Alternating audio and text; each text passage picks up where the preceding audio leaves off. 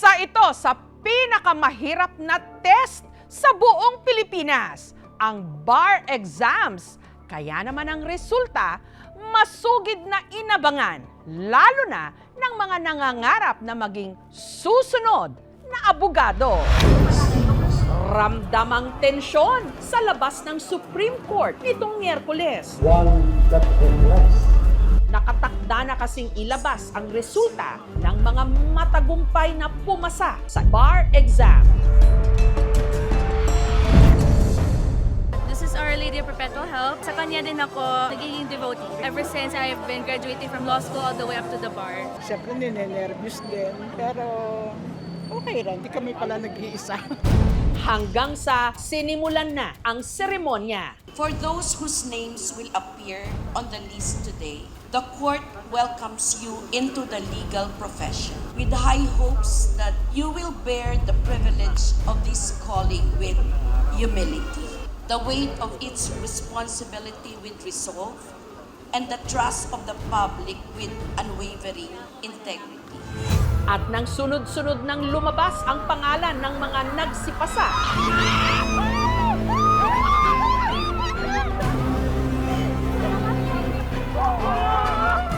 Nasado na po!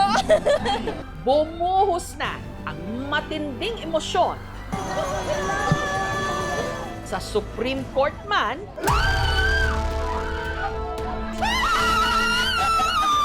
kahit pa sa mga tumutok sa kanilang bahay.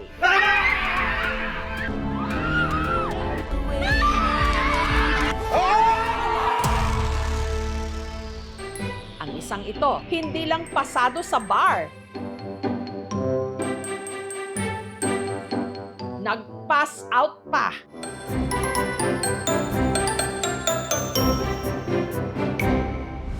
Pero kung meron man daw ipinagmamalaki ang mga tiga Cebu, yan ay ang kababayan nilang hindi lang pumasa, pasok pa sa top 20. For the top 6, From the University of San Jose, Recoletos, Cebu, Ompad Joey Loyloy.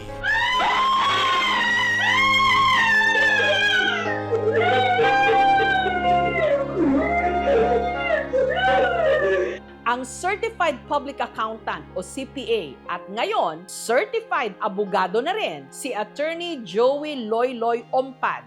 I really did not expect na talaga na to be in the top 20 kasi medyo nahirapan ako. Nag-iyakan kami ng misis ko. God has answered my prayer. Ang emosyon ni Joey bumuhos lalo't hindi naging madali ang kanyang paglalakbay. Si Joey kasi nagmula sa pamilya ng mga mangingisda sa Bantayan Island sa Cebu. Namulat sa hirap si Joey. Ang kanyang tatay Jose, mangingisda. Nagdadaing naman ang kanyang nanay Briza. Yung buhay po namin, yung makakain lang po pag makalaot doon, yung kita parang isang araw lang, enough lang para makabili ng bigas. Kaya sa murang edad, si Joey natuto ng magbanat ng buto. Siyang mag-alsa, maghakot, iya ko tabangan sang akong mga gamit sa dagat. So palaot na kami ng 5 a.m., balik kami mga 7 a.m. Tapos prepare na ako for the school. Mga 7 to hanggang hapon, nasa eskwelahan ako. Some of my classmates are well off. Minsan nainggit ako, they have enough time po to play.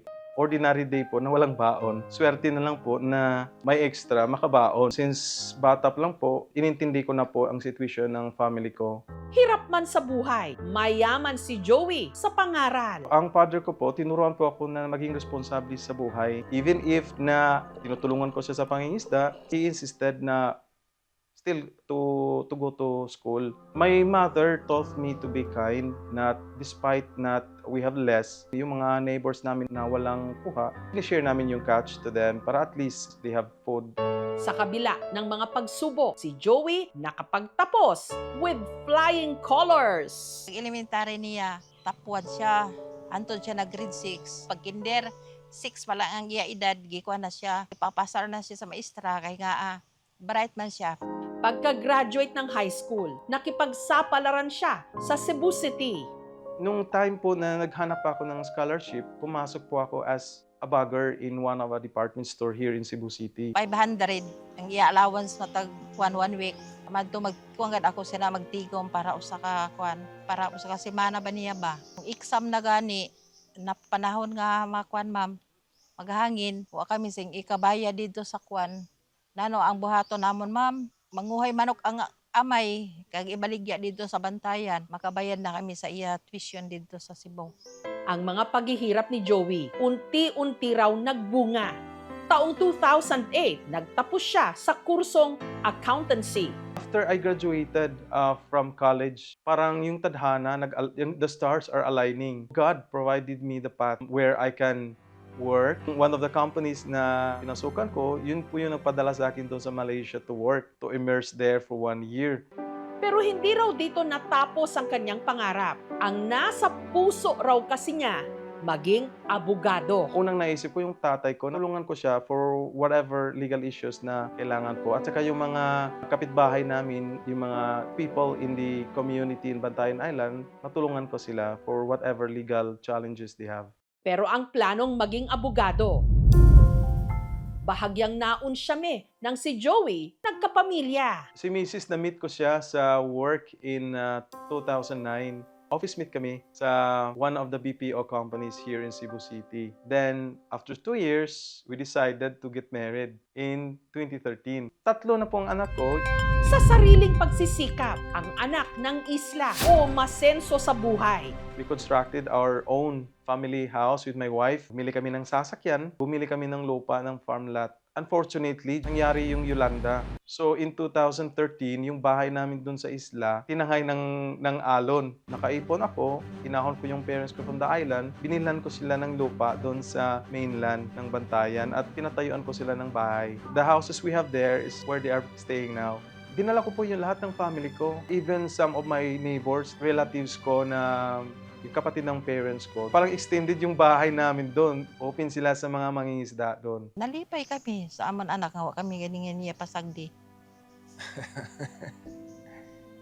Nayak sa kalipay. Nga nakaanak sa himbuutan. Salamat sa Ginoo. Sobra. Nagitagahan kami na anak nga buutan. Matitabangon sa ginikanan, sa mga igsoon, pati mga tiya niya, tabangan niya, maglisod. It's a humbling experience na despite where I came from, God provided me this. I really thank God for all this. Actually, sobra-sobra pa yung binigay ni God. I know God listens, God hears, God knows what you want, God provides. At matapos nga ang mahigit 1 dekada nitong 2020, binalikan ni Joey ang isinantabi niya munang pangarap, ang maging abogado. It's a challenging experience for me kasi when I was starting na sa law school, bumalik ako dito sa Cebu. Dito na ako nagtrabaho from Manila. Daily routine, early morning, 6 a.m. Papunta na ako sa Lapu-Lapu City kasi 2 hours yung travel. Papasok ko sa gabi na. Pero muli siyang sinubok ng tadhana. Taong 2024, ang si Joey nawalan ng trabaho. Iniisip ko, hindi na lang siguro mag-proceed sa law. I talked to my wife, ilang months na lang? 12 months for the bar exam. Kung pwede bang ikaw lang muna yung magtustos sa mga bills sa bahay para at least matapos ko yung ilang months. Sabi niya, okay, I will support you, whatever plans you have, because I know God will provide. 1 year lang naman, sabi ko, it's okay because I know that what he's doing is for the family. I'm all out. When the time I entered law school, I really aimed to top the bar. Yung discipline ko as a fisherman, dinala ko siya sa bar review.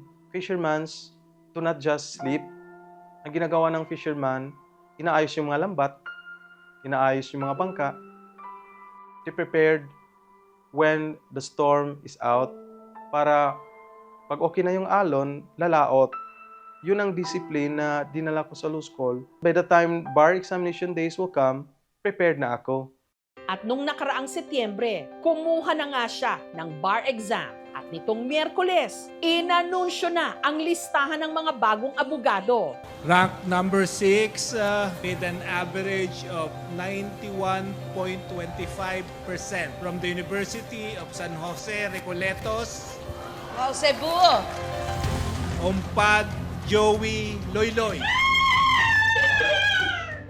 Ang dati batang mangingisda at anak din ng mangingisda, top 6. Sobra-sobra yung binigay ni Lord sa akin bilang one of the passer but also one of the top-notcher. Mula Bantayan Island, lumuwas pa Cebu ang mga magulang ni Joey para personal na batiin ang kanilang anak na bagong abogado. Congrats!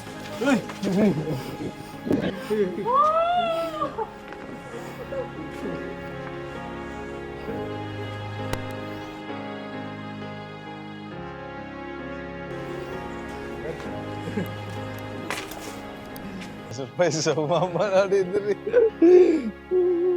Naguguan, nabila ko na dito. Surprise ang papa. Dako kay kong kalipay nga na akong parents karon ni Anhi nagdala sa tarpaulin. Ang gibati kay na akong perti nga kalipay pagkakita na akong sa akong anak. Salamat sa Ginoo. Nakabot na gid ang pangandoy. Luha sa kalipay. Proud kayo nga nakakabot siya sina tungod sa iya pagpaninguha sa wa siya magpasagad pagtuon. Wala lang magdahom nga maka-anak bay abogado. Mula sa Lao, dala ni Joey ang mga aral ng pagiging mangingisda. Katulad ng tiyaga sa paghihintay, disiplina sa paghahanda at tapang na humarap sa unos. Rank number 6, Ompad Joey Loyloy. At ngayon, bilang bagong abogado, ang mga ito ang kanyang baon para maglayag, hindi lang para sa sarili, kundi para ipaglaban ang karapatan ng pinagmulan niyang sektor ng lipunan. Thank you for watching, mga kapuso. Kung nagustuhan niyo po ang videong ito, subscribe na sa GMA Public Affairs YouTube channel. And don't forget to hit the bell button for our latest updates.